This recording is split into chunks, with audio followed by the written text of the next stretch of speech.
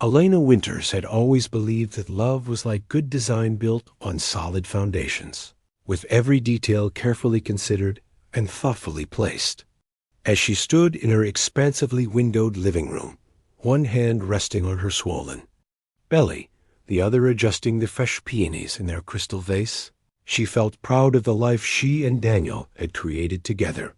The October afternoon sun filtered through the floor-to-ceiling windows of their modern craftsman home in Portland's prestigious Forest Hills neighborhood. Elena had personally designed every inch of their sanctuary, from the warm oak floors to the custom built-ins that housed Daniel's collection of rare books and her design awards. Everything had its place. Everything served a purpose. Everything spoke to the carefully curated life they'd built over 6 years of marriage. At 32, Elena was at the pinnacle of her career as an interior designer. Her firm, Winters Design Studio, had just been featured on the cover of Pacific Northwest Living. Her client list included tech executives, renowned chefs, and even a few celebrities who valued her ability to create spaces that were both stunning and deeply personal. She had the kind of reputation that money couldn't buy, built through years of 16-hour days, meticulous attention to detail, and an intuitive understanding of how people wanted to live. But her greatest project was about to arrive. In just 5 days, their son was due to make his entrance into the world. The nursery, painted in soft sage and cream, was a masterpiece of understated elegance. Elena had commissioned a local craftsman to build the crib from reclaimed cedar, and she'd designed mobile herself delicate wooden shapes that cast dancing shadows on the walls in the afternoon light. "Sweetheart, I need to talk to you about something," Daniel said, his voice carrying that apologetic tone she'd learned to recognize over the years. He appeared in the doorway, his 6-foot frame filling the space, still wearing the tailored navy suit that made his blue eyes look even more striking. Elena turned from the flowers, her heart giving that little skip it still did whenever she looked at her husband.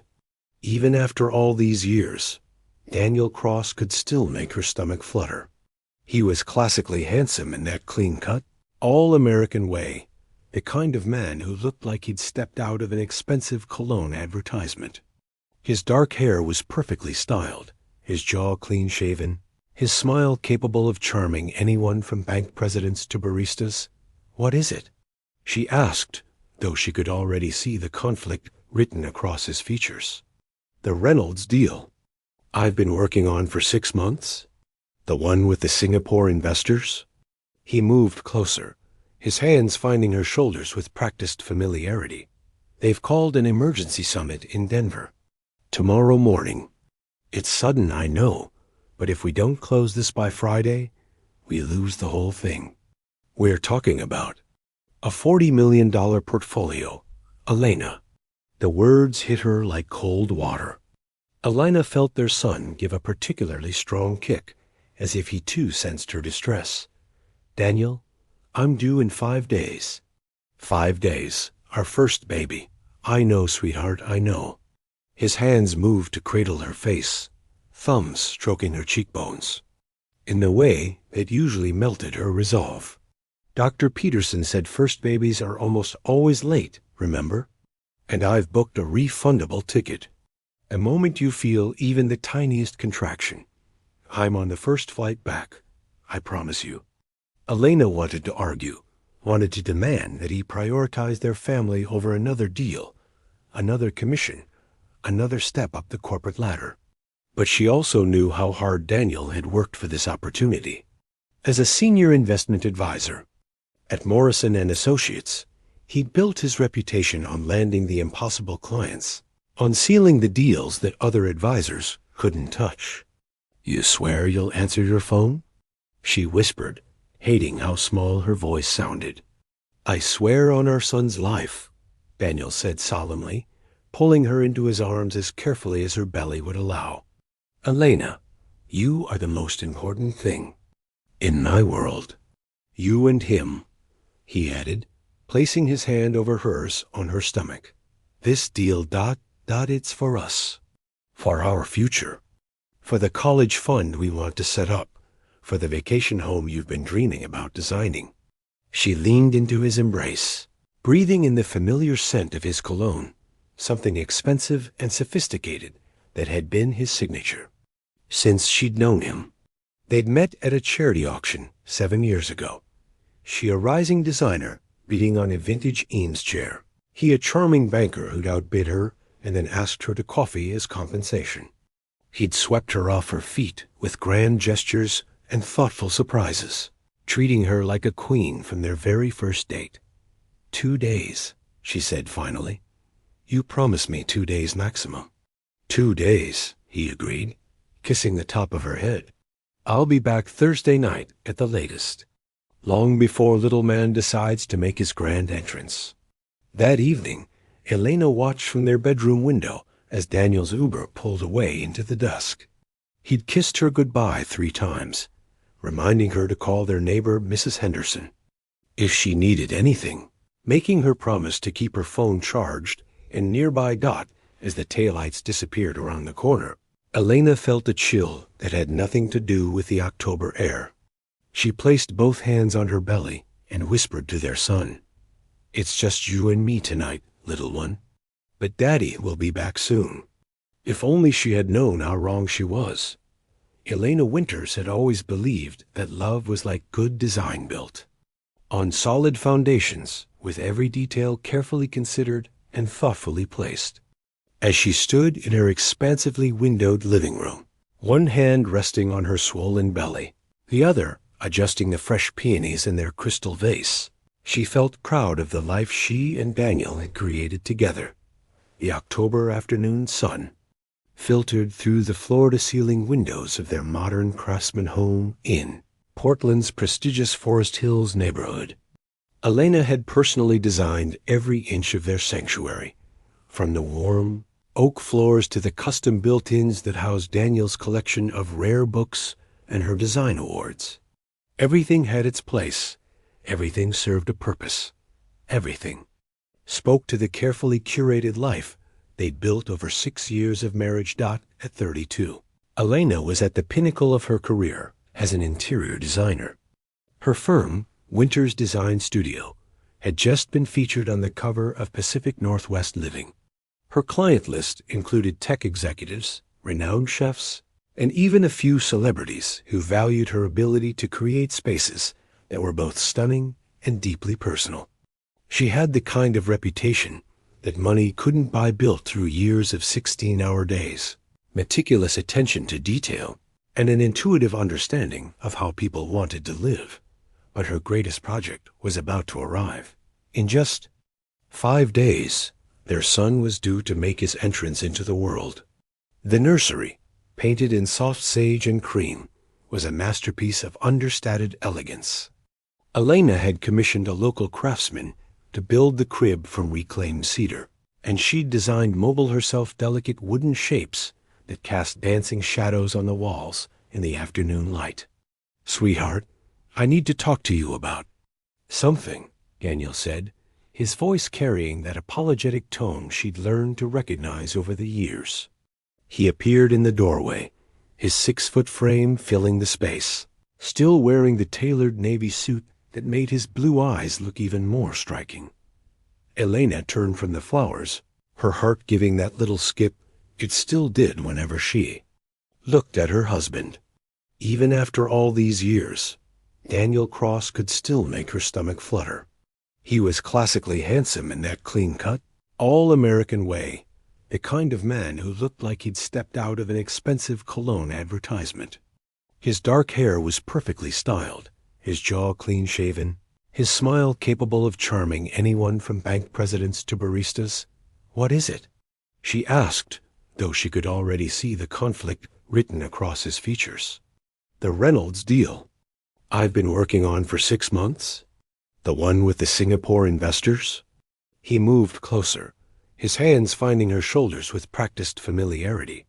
They've called an emergency summit in Denver. Tomorrow morning. It's sudden, I know, but if we don't close this by Friday, we lose the whole thing. We're talking about a $40 million portfolio Elena. The words hit her like cold water. Elena felt their son give a particularly strong kick, as if he too sensed her distress.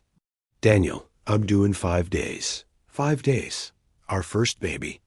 I know, sweetheart. I know. His hands moved to cradle her face, thumbs stroking her cheekbones in the way that usually melted her resolve. Dr. Peterson said first babies are almost always late, remember? And I've booked a refundable ticket. The moment you feel even the tiniest contraction, I'm on the first flight back. I promise you. Elena wanted to argue, wanted to demand that. He prioritized their family over another deal, another commission, another step up the corporate ladder. But she also knew how hard Daniel had worked for this opportunity. As a senior investment advisor at Morrison & Associates, he'd built his reputation on landing the impossible clients, on sealing the deals that other advisors couldn't touch. You swear you'll answer your phone? She whispered, hating how small her voice sounded. The first day passed uneventfully. Daniel texted from the Denver airport, then from his hotel a generic photo of a beige room with corporate artwork. Miss you already, he wrote. How's our little soccer player? Elena smiled despite her unease, sending back a photo of her swollen ankles propped up on their leather ottoman. Her best friend Rachel Monroe stopped by that evening with Thai takeout and chocolate ice cream. Rachel, an obstetrician at Portland General, had been Elena's rock throughout the pregnancy, combining professional expertise with the fierce loyalty of a friendship that stretched back to their college days at Oregon State. You sure you're okay with him being gone? Rachel asked, her dark eyes studying Elena's face with the practiced scrutiny of someone who'd learned to read between the lines. At 34, Rachel had delivered hundreds of babies and had an almost supernatural ability to sense when something was off. I'm not thrilled, Elena admitted, stabbing at her pad thai. But it's important for his career. He felt terrible about the timing. Rachel nodded, but said nothing, though Elena caught the slight tightening around her friend's eyes. Rachel had always been politely skeptical of Daniel's smooth charm, once commenting that he reminded her of the guys in medical school, who were great at selling themselves, but not always great at following through. The second day, Daniel's texts became sporadic, meetings running long, he explained. These Singapore investors are demanding. He sent a blurry photo of what looked like a conference room, but something about it felt wrong to Elena's designer. The lighting was off, the furniture too residential for a business center. That evening, feeling restless and unable to sleep, Elena decided to take a warm bath.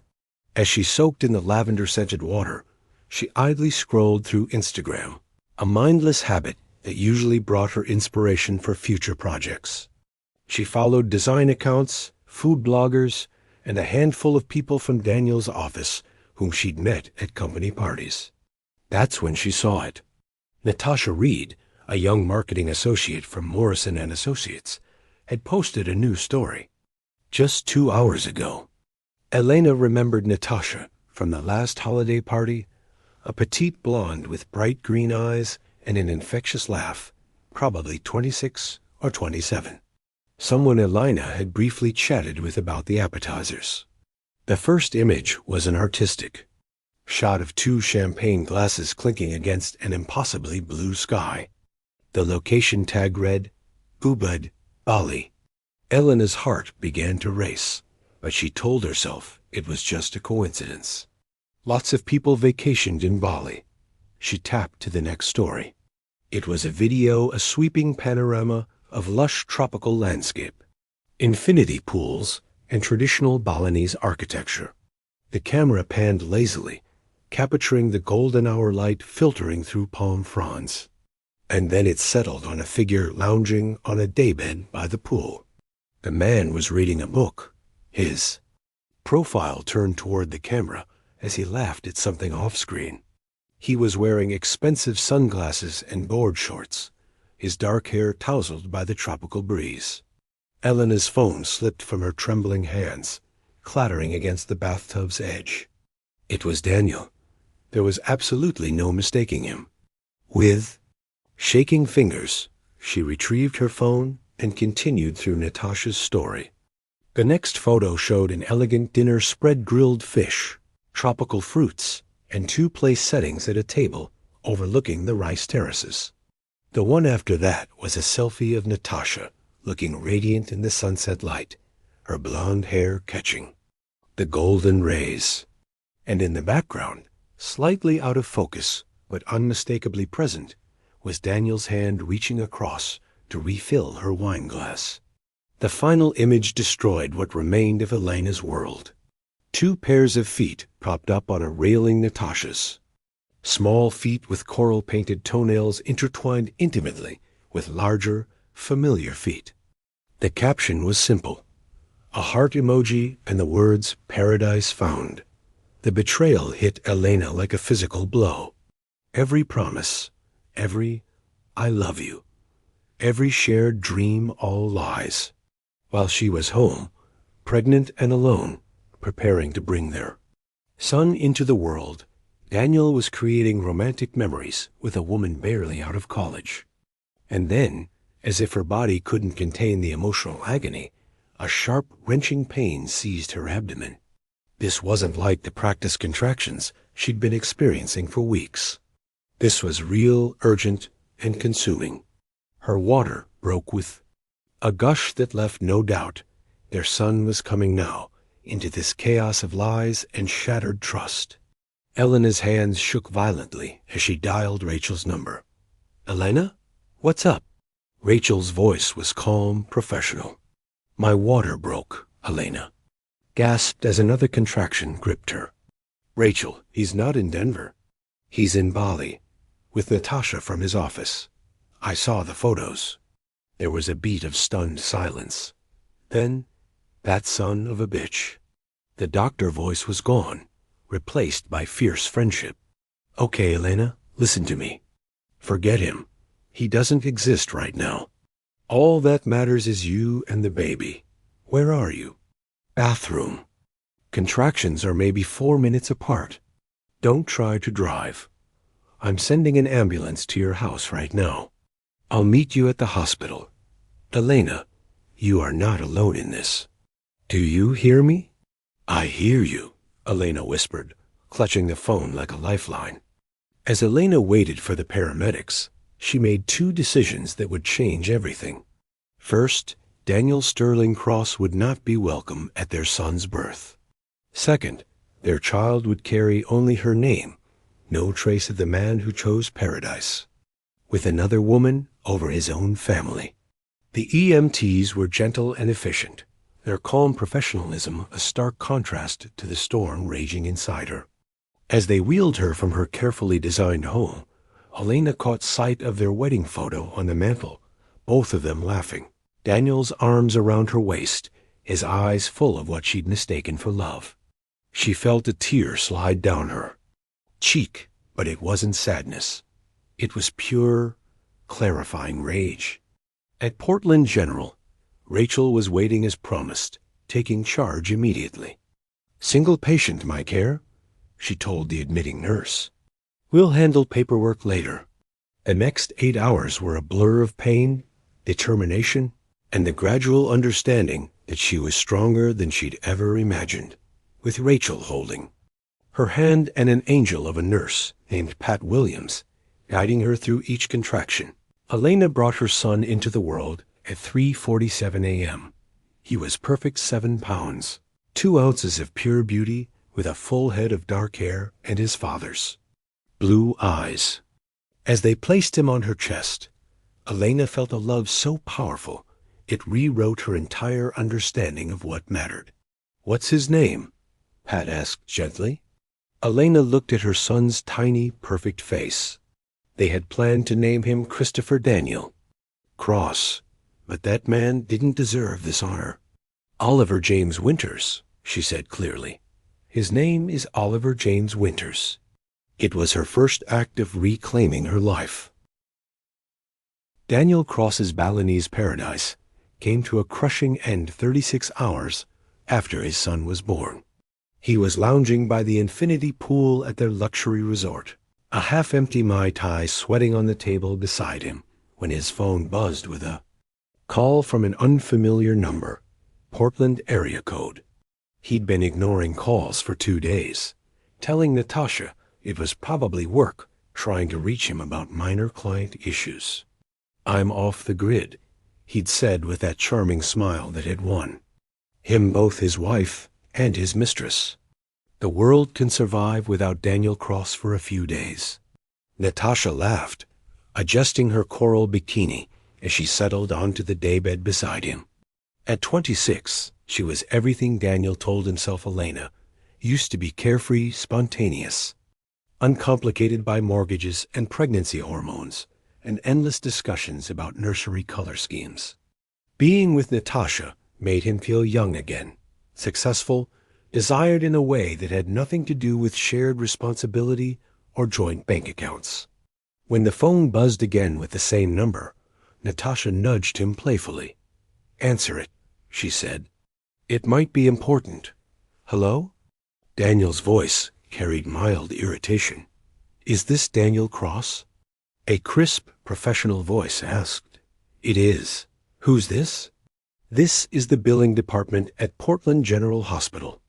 We're calling regarding the invoice for Elena Winter's delivery and postpartum care." The words didn't compute immediately. Daniel sat up straighter, his brain struggling to process what he'd heard. Delivery? What delivery? "A healthy baby boy was born yesterday morning, Mr. Cross. We're calling about insurance coverage and payment authorization." The Mai Tai slipped from Daniel's suddenly nerveless fingers, shattering on the stone deck. Natasha jumped back as glass scattered around their feet. "Yesterday morning?" Daniel's voice was barely a whisper. While he'd been making love to Natasha in their overwater bungalow, while they'd been feeding each other tropical fruit and laughing at inside jokes, Elena had been in labor. His son had been born. "Why didn't anyone call me?" He demanded, panic rising in his throat. "Our records indicate you are not listed as Mrs. Winter's emergency contact, sir. We're only calling now because you're listed on the insurance policy for billing purposes. Not listed as emergency contact?" That was impossible. He was her husband, for God's sake. "Put me through to her room," he ordered, already mentally calculating flight times back to Portland. "I'm afraid I can't do that, sir. You're not on her approved visitor list. You'll need to speak with Mrs. Winters directly to arrange visitation." The line went dead. Daniel stared at his phone, his mind reeling. Natasha was watching him with growing concern, her earlier playfulness evaporating as she took in his expression. "Daniel? What's wrong?" "Elena had the baby," he said hollowly. "Yesterday. I missed it." Natasha's face went pale.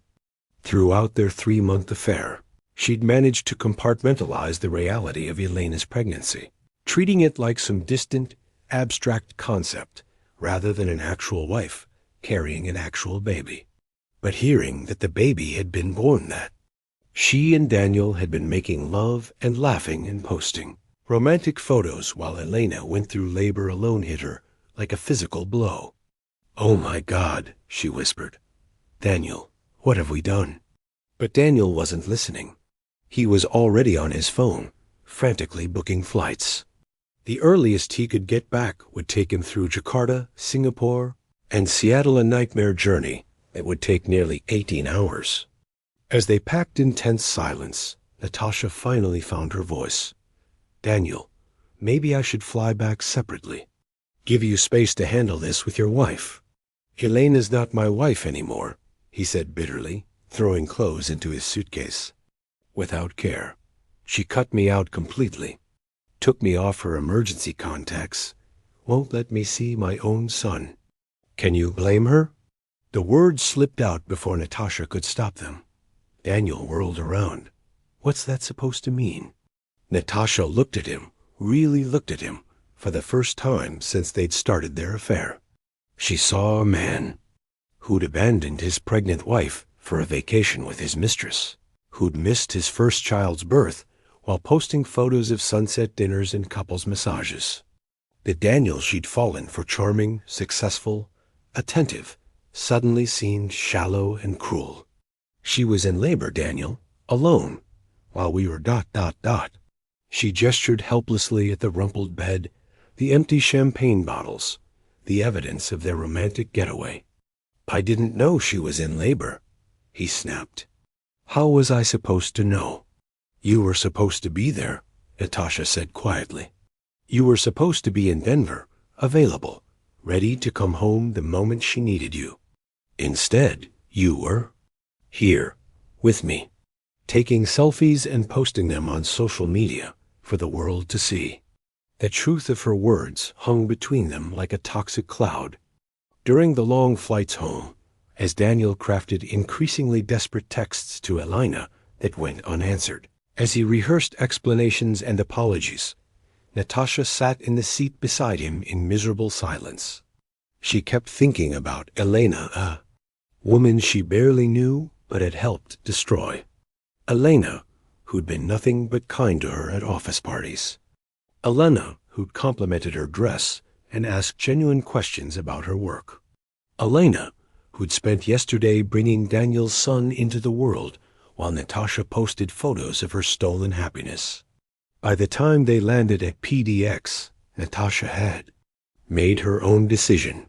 As they waited for their luggage, she turned to Daniel. I can't do this anymore, she said. Can't do what? This. Us. I can't be the other woman anymore, Daniel. What we did leaving Elena alone while she was about to give birth, it's unforgivable. Daniel grabbed her arm.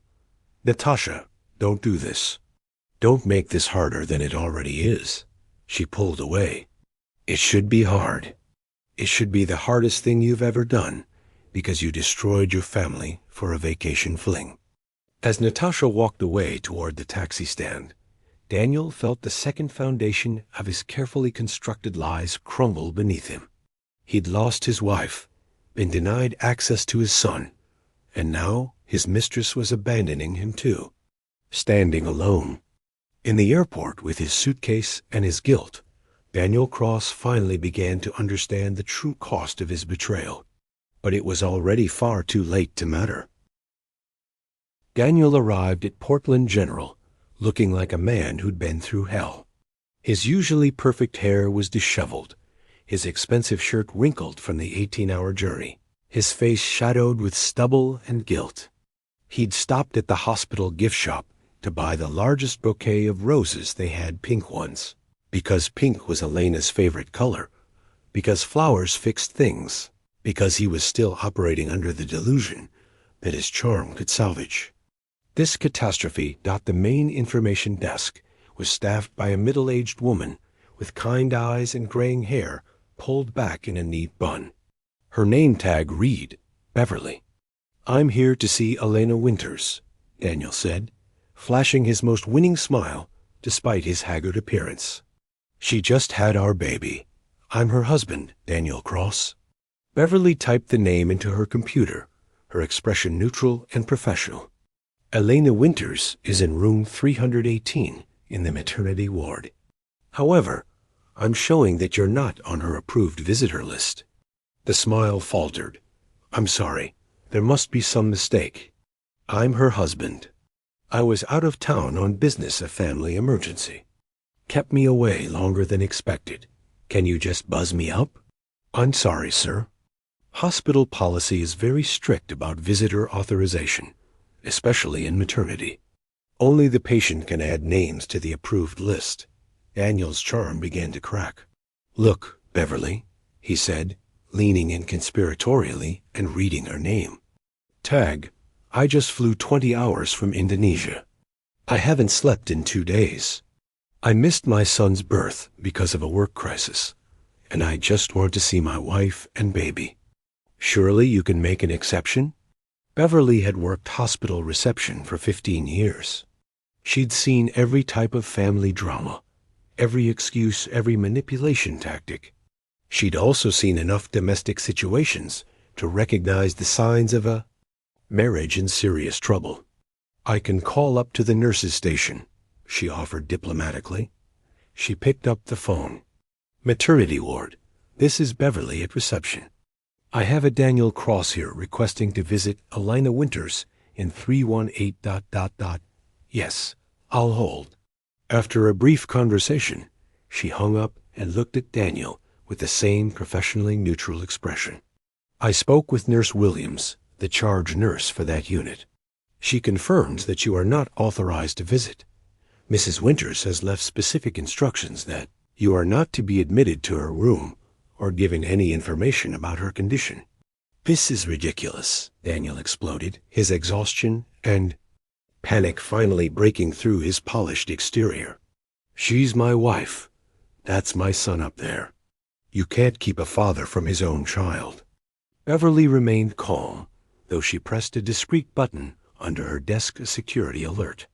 Sir, I understand you're upset, but hospital policy exists to protect our patients. If you'd like to contact Mrs. Winters directly, you're welcome to do so, but I cannot override her explicit instructions. Marcus Thompson, a burly security guard with 20 years of experience, appeared at Daniel's shoulder with the quiet efficiency of someone who'd handled countless similar situations. Is there a problem here? Marcus asked, his voice friendly, but firm. This gentleman was just leaving, Beverly said pointedly. Daniel looked between them, his mind racing.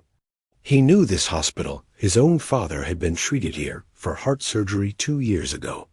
There were other ways up to the maternity ward. Fine, he said tightly. I'll call Elena directly. But as he walked away, Daniel was already formulating a different plan. He still had his father's visitor parking pass from those long weeks of cardiac recovery. He knew the layout, knew which elevators the staff used, knew how to navigate the maze of corridors. 20 minutes later, Daniel emerged from a staff elevator on the 3rd floor, having successfully avoided the main nurse's station. The maternity ward was quiet in the late afternoon, the lighting soft and peaceful. Room 318 was halfway down the hall, its door slightly ajar. He pushed it open gently, his rehearsed apology ready on his lips. Elena was sitting up in the hospital bed, cradling their son, the late afternoon light streaming through the window made her look almost ethereal, though Daniel could see the exhaustion etched in her features. She looked different somehow. There was a hardness in her eyes he'd never seen before, a resolute strength that made him suddenly nervous. Rachel was sitting in the chair beside the bed, and both women looked up as he entered. The temperature in the room seemed to drop 10 degrees. Elena, Daniel began, stepping forward with the roses. Thank God. I came as soon as I heard. You have no idea what I've been through. Stop. Elena's voice was quiet, but carried the authority of someone who had found her power. Just stop, Daniel. He froze, the bouquet suddenly feeling foolish in his hands. I saw the photos, Elena continued, her voice steady. Bali, the infinity pool, the romantic dinners, Natasha's Instagram stories, all of them. The blood drained from Daniel's face. There was no lie big enough to cover this, no charm sufficient to explain away the evidence.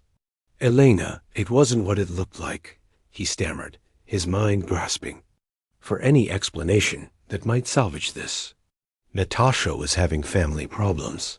The company sent us both to handle the Singapore investors who were vacationing there. It was all business. Elena actually laughed, a sharp, bitter sound that Daniel had never heard from her before. Business?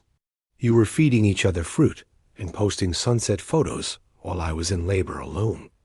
I didn't know you were in labor. Daniel protested. If I had known, you would have what? Caught the next flight? Like you promised? Elena's voice was getting stronger, more certain. You were supposed to be reachable, Daniel. You were supposed to be in Denver, not on a romantic getaway in Southeast Asia. At that moment, a woman in a crisp business suit appeared in the doorway. She was tall, elegant, with silver hair and the kind of presence that commanded attention. I hope I'm not interrupting.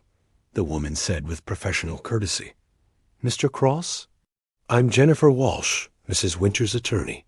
Daniel felt the walls closing in. "Attorney? Elena, what's going on?" Jennifer WShe stepped into the room, pulling a manila envelope from her briefcase.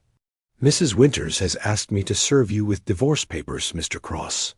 Additionally, as a temporary restraining order requiring you to stay at least 500 feet away from both Mrs. Winters and the minor child, Oliver James Winters." "Oliver James Winters?" Daniel repeated numbly. "Your son's legal name," Elena said calmly. "I've also petitioned the court to remove your parental rights based on abandonment and adultery.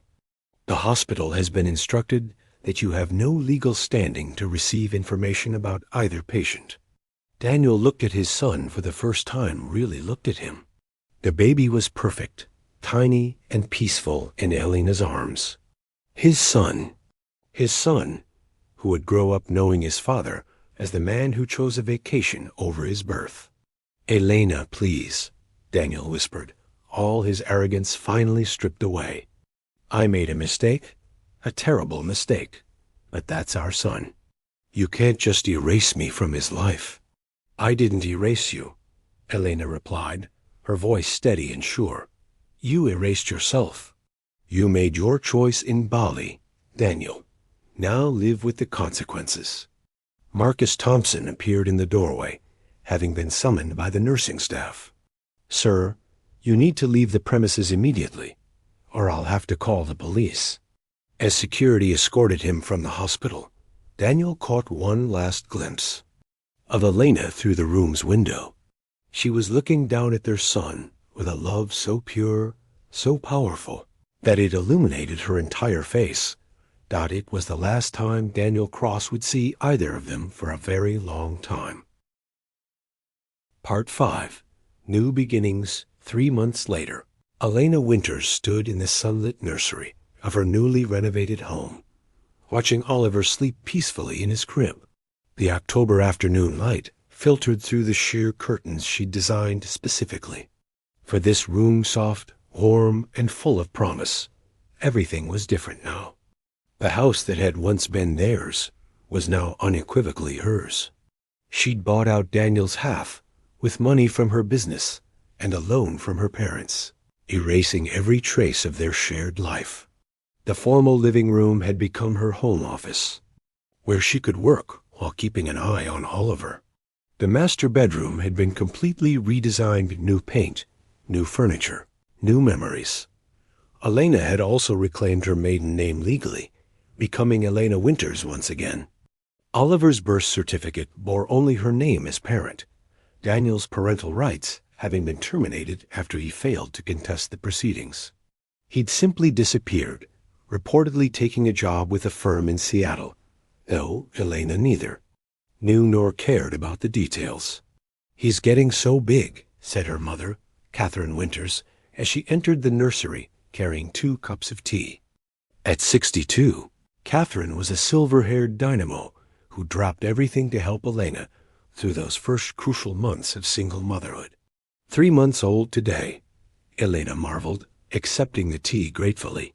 "Sometimes I can't believe how much has changed." Catherine settled into the rocking chair that had been Elena's own baby chair 32 years ago. "You've changed most of all, sweetheart. You're stronger than I ever imagined possible." Elena smiled, thinking about how true that was. The woman who had stood in this room 3 months ago, devastated by betrayal and terrified of giving birth, alone, felt like a different person entirely. That woman had been dependent on others for her sense of worth, had built her identity around being half of a couple. This woman, the one she'd become, was complete on her own. "Mrs. Henderson stopped by earlier with more of her famous banana bread," Catherine continued. "She wanted to know if you'd heard anything about Daniel." Elena shook her head. Through the neighborhood gossip network, she'd learned that Daniel's affair had become public knowledge at Morrison and Associates. Apparently, Natasha had quit the day after they returned from Bali, and the story of Daniel's betrayal had spread through Portland's tight-knit financial community like wildfire. His reputation was in ruins. "Jennifer Walsh called yesterday," Elena said, referring to her attorney. Daniels filed an appeal to regain visitation rights with Oliver. Catherine's expression hardened. "After abandoning you both?" "It won't matter. The court record is clear. He chose a vacation with his mistress over his son's birth." Judge Morrison was pretty explicit that Daniel would need to demonstrate significant changed circumstances and genuine commitment to fatherhood before she'd even consider revisiting the custody arrangement. As if summoned by the mention of his name, Oliver stirred in his crib, making the soft cooing sounds that never failed to melt Elena's heart. She lifted him gently, marveling as she always did at his perfect features. He had Daniel's blue eyes, but Elena's determined chin, her mother's gentle smile. "Hello, my beautiful boy," she whispered, settling into the rocking chair with him. "Did you have a good nap?" Oliver gazed up at her with that intense focus that babies have, as if he was memorizing her face.